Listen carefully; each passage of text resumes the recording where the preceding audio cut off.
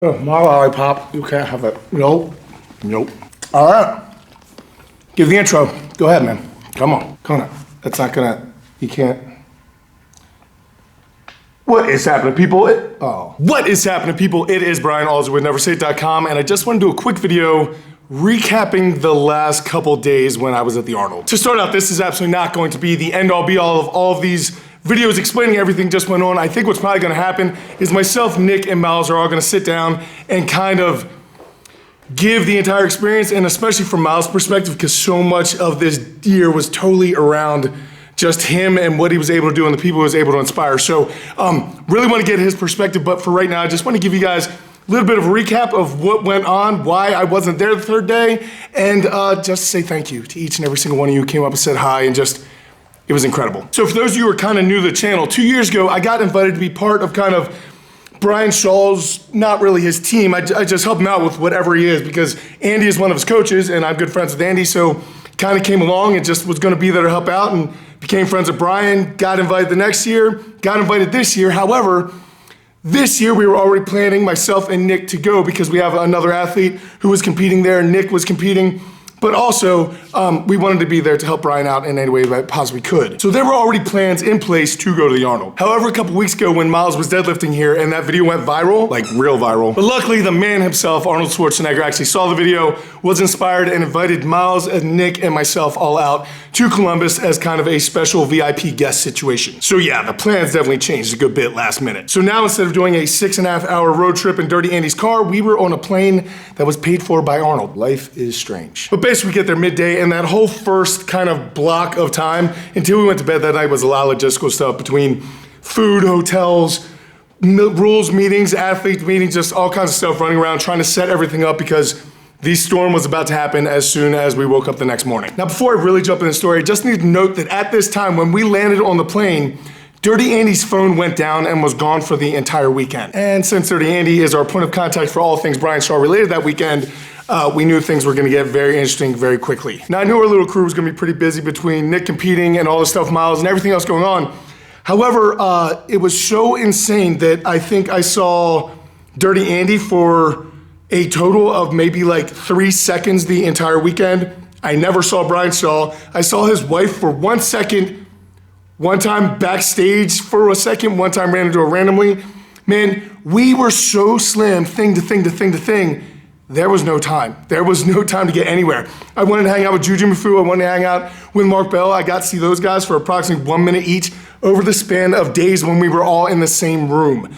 That's how insane the Arnold is sometimes. Case in point, 8 a.m., myself, Miles, and Nick are all headed down to the convention center because Nick needs to start competing. Now, he's about ready to start getting warmed up. We kind of set up a spot, get our bags laid down, and suddenly Miles gets a text, and it's from Arnold's entourage saying, you guys wanna like join us for breakfast? Yeah, we do. So literally, instead of warming up for his event, myself, Miles, and Nick all went, sat down at a table, and had breakfast with Arnold Schwarzenegger, who actually ended up being a super cool dude. I didn't really have any expectations of what I thought it would be. In reality, I thought that I might get a hello or goodbye or maybe a handshake, hopefully a picture, something like that. I was just stoked to be part of the experience.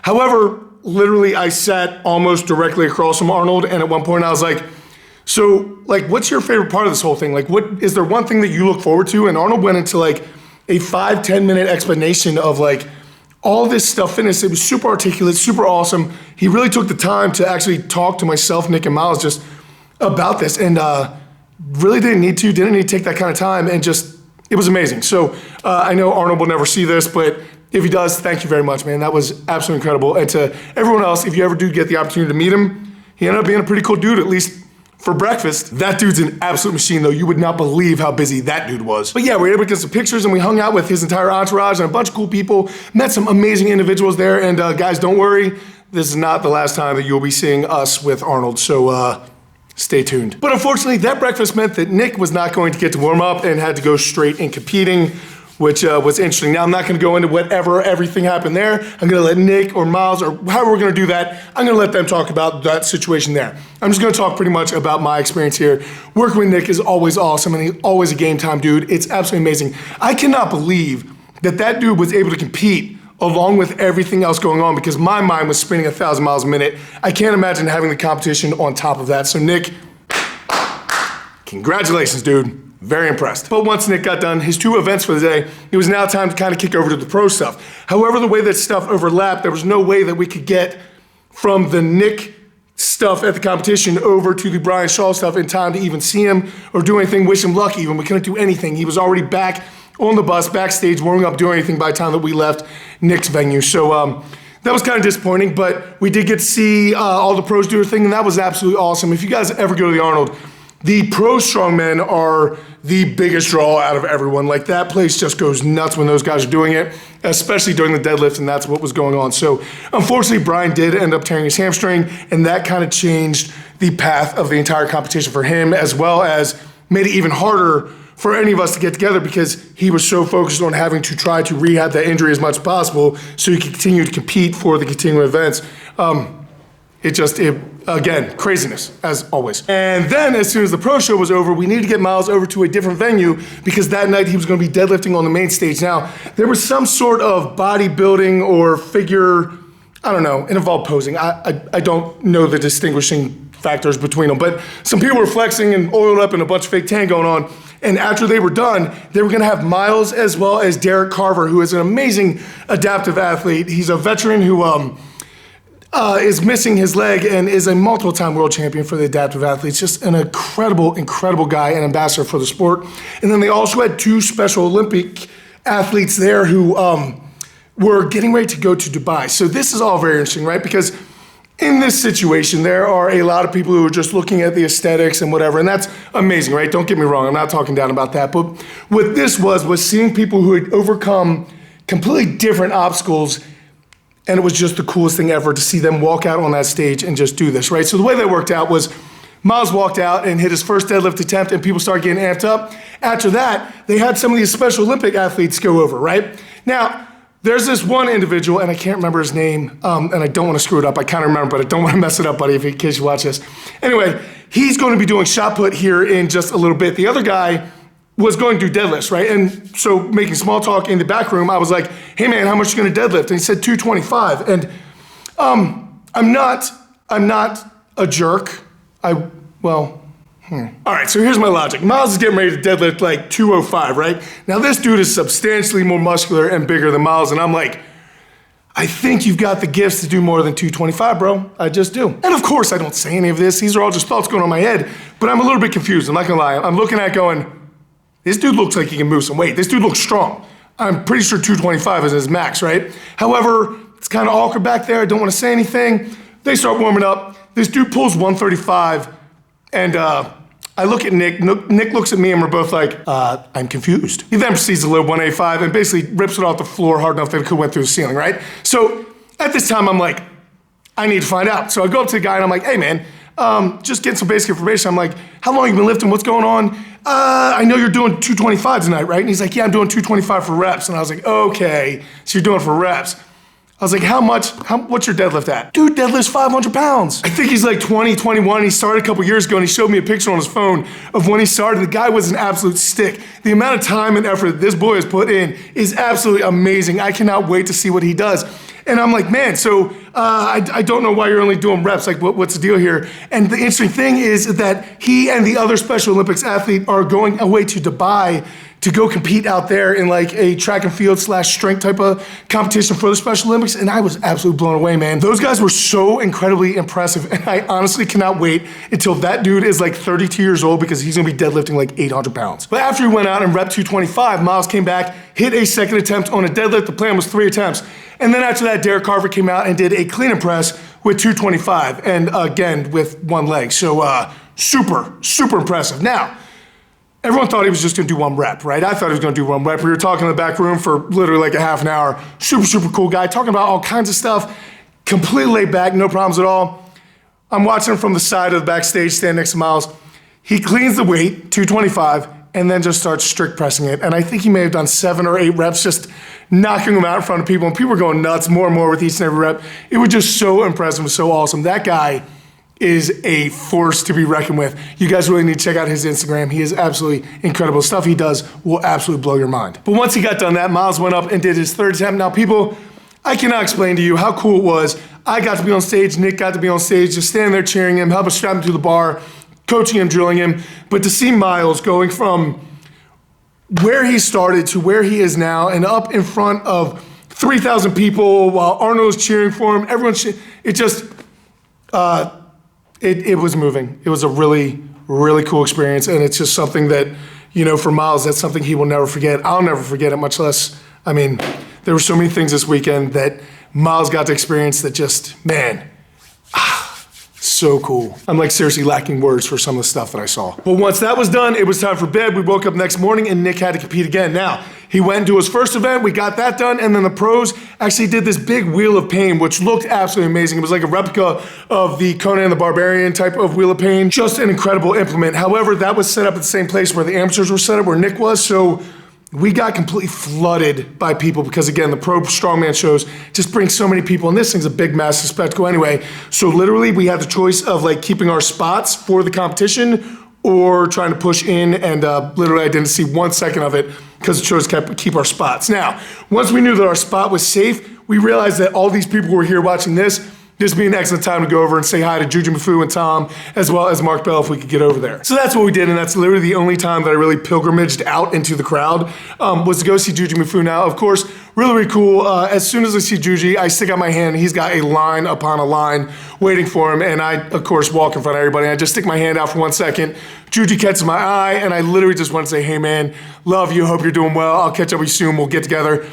He grabbed my hand, pulled me in, pulled the whole crew in, and we stood there and we talked and laughed, and I kissed Tom, and it was weird. Anyways, awesome, see you guys. But to every single person who was standing in that line, I apologize so badly because we took up like 2-3 minutes of that time while all of you were standing in line, and I really didn't intend to do that. So I'm a jerk, I am sorry, but hopefully you guys got to see me kiss Tom. After that was the slingshot booth where I got to go over and say hi to all my slingshot friends, as well as Mark Bell, who we actually talked a little bit about my health stuff, and then Mark actually reached out to me later that night and literally just spent a ton of time giving me ideas, talking, hooking me up with some people. So guys, I can't say enough great things about Mark Bell. I really can't. He gives me free stuff all the time. Every time I see him, he treats me like I'm his best friend. I mean, the amount of time that he spent doing research just to help me out with my health condition, really, really impressive for someone who did not need to spend that time. So Mark, if you do catch this, or any of you, Smokey, Jess, any of you who see this, guys, thank you so much. You guys are amazing. But again, I need to say I'm sorry because I did the same thing there. I went to shake a hand and ended up taking up a bunch of time while people stood in line. Bad human being. But by that time, a lot of the pro guys were finishing up, so then we were able to get back to our spot, and Nick kind of started warming up for his last event. Once that last event was done, the expo was shutting down, and we had some stuff that we need to take care of just with logistics, media, things like that. And I started going downhill quickly in my health. So for those of you who do not know, I throw up like 20 to 50 times a day. I've had virtually every test done. No one has a clue what's going on with me. All the doctors are on it. Thank you very much for your concern. I really, really appreciate it. Now that we're past that, we don't need to mention that anymore. But exhaustion and overstimulation are two things that definitely set off the vomiting a good bit. Also, on top of the fact that all that combined, I was starting to have a little bit of a seizure. Now, when I start having these, basically what happens is I can feel my body temperature start changing. I start getting weird. A lot of things start happening. I start getting goosebumps. I sweat profusely. Like I'm literally, we needed to towel me off by the time I got back to the hotel room because I had sweated through shirts, my jeans, everything. It was soaked. It's disgusting, right? My body's just going into shock and it's shutting down. So we were able to hold off a really big incident as far as that went. However, at that time, we pretty much contacted Nick. Nick came over to the hotel room where my wife and I were staying. We just started talking, and my body just wasn't going to hold up. I did not have another day. I wish I could have been around there. Day 3 was going to be the adapted guys in the morning. We were going to get to go do the slingshot booth where I was going to be hanging out with Brian, his other sponsors, and all that stuff. Would have got to spend some time with them, which I wanted to do. That was like the entire reason for me going. Would have been able to hang out with Miles and everybody more. It just a lot of things I ended up missing, and that really feels like an opportunity lost, and it hurts. And it hurts my heart that there were some really cool things going on, and I wasn't able to be part of it when I feel like I should have been there for supporting Miles, for supporting Brian, for supporting Nick. However, once it starts, the seizure stuff kind of starts, it doesn't really stop until I get some downtime. So literally like an hour later, my wife and I jumped in the car and we drove 6.5 hours home so I could start getting back into the groove of things. And so here I am now, Monday, back at the gym, getting ready to start coaching. Guys, to say it was an incredible weekend doesn't really do it justice. So my entire life, my whole game is to be as positive as possible and work as hard as possible. I want to outwork everyone, but I want to do it with a smile on my face, or at least moving forward on the offense and not being so defensive or so negative all the time. And what that has tended to do is bring a lot of really cool opportunities and people in my life. If you guys know anything about our gym, we're in the middle of a farm where there is nothing around. The closest thing is like a gas station a couple miles away. There is nothing. We don't have bathrooms, and yet we have Olu moved here from Nigeria to come train here. We have world champions come. We have national champions. We have all types of people come here to train, and I don't really know why. It's not the coaching, it's the atmosphere. It's just that people are positive and stuff. Same thing here with Miles. Like, I never met Miles. Miles came to me, started hanging out, doing all types of things, and now we're talking to Arnold. It's just been a whirlwind of craziness that you would never believe if I wrote it down in a book. It's just, my life is a huge jump from crazy thing to crazy thing to crazy thing, super highs, super lows, but it's always interesting, right? And just like this weekend, I don't know how I'm here. The one thing that I will say is that I could not be more grateful. The amount of people who came up to myself, Nick, or Miles to get pictures, to say hello, sign autographs, sign belts, do all those things, just absolutely astounded me and blew me away, guys. I honestly have no idea how many people actually came up, but it was substantial enough that I really don't know if next year we're actually might have to be part of someone else's booth. Don't get it twisted. I could never afford one of those booths. I might be really off here, but I believe it's in like the $20,000 to $30,000 range to get one of them. So yeah, that's not where we're at. But I might actually talk to one of my more influential friends and see if next year I can get a little bit of time there, because there were so many of you that I wanted to talk to. Now, if you guys did see me at the Arnold, you probably saw a blur, right? Because like I'm explaining, I was all over the place all the time. Guys, if you did happen to catch me and stop me, man, I hope that I didn't seem like I was in too much of a hurry. I tried to stop and say hello to as many people as I could, and just, I get so overwhelmed because I don't do well in crowds anyway. There's some stuff in my head that doesn't make me like crowds a whole lot, and I don't like surprises, and I especially don't like surprises when I don't expect a group of people to be coming up on me. That said, every single one of you was so respectful and so awesome, whether we were sitting there eating lunch or getting ready for a competition or whatever was going on. All of you were so cool, and I really, really did appreciate you guys coming up saying hi. I was absolutely blown away and humbled by the number of you and just the stories you guys told. It was just such a cool experience. Out of the 3 years, this one was absolutely overwhelming as far as how much recognition and just people just being cool with us and just wanting to say hi and shake hands and just be awesome. So if I ended up meeting you, I truly cannot thank you enough for coming up and saying hi, because sometimes I don't know why I'm doing these videos, but hearing those stories you guys were telling me about, just the stuff that's happened in your lives because of this, I will never stop as long as you guys keep saying hi. So I thank you guys so much. It means so much more than you guys realize. But yeah, guys, that was my 2019 Arnold, where Arnold was actually part of it this time. So absolutely amazing. I'm sorry that I didn't get to support Brian Shaw. It is what it is. Don't worry, I'll be going out there very soon to do a collaboration with him out in Colorado, where it'll be a lot more one-on-one. It just won't be so whatever. I actually never took this camera out one time. I got some footage for Nick. My wife got some footage of us when we were up on the main stage with Miles. I literally never pulled that out. If you guys were watching my Instagram on the stories, I try to keep up with stuff pretty regularly. I'm trying to do more of that now so it can be more real time and it doesn't need to be so like set up and edited and all that kind of junk. So if you guys aren't following my IG, make sure that you are, because that's where a lot of stuff comes out in real time. But guys, I can't thank you for all the support and just the coolness of it all. I can't thank Arnold enough. I can't thank my wife, Miles, Nick, all the people back here at my gym that covered for me, all the people who came up and said hello. It was such an amazing experience, guys. I can't thank you guys enough. I'm living the life of my dreams. Guys, if you guys did buy a program, it might be a day or two late because it has been a whirlwind. So please be patient with me. If you guys are interested in buying a program, make sure you email me. Other than that, guys, I will catch up with you later in the week. We should get back in these scheduled videos, hopefully. But until we do, go out to something amazing, realize, keep working hard, people. Be nice to each other. I'll see you then. Yes, I know. You missed me. I missed you too, buddy. It's okay. I missed you too, buddy. It's okay. I missed you too. Yes, yes.